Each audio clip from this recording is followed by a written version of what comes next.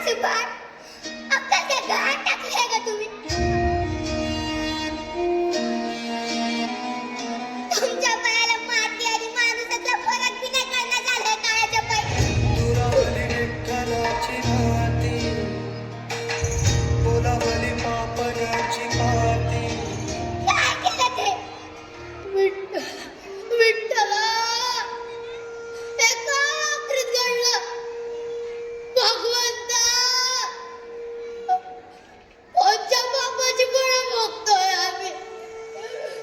असा कोपलास आमच्यावर कोप करतोय ते आमच्यावर.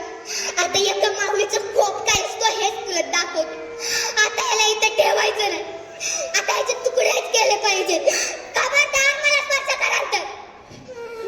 विठ्ठला विठ्ठला विठ्ठला विठ्ठला अजून मी त्या क्रूर विठ्ठलाचंच नाव घेतात. जगात कोणी याचं नाव घेणार नाही असा शाप आहे का आईचा या जगाच्या बापाला. असं आरडता करू नकोस. उठ पोरा, तुझी भक्ती, श्रद्धा, तुझा अढळ विश्वास पाहून आम्ही प्रसन्न झालो.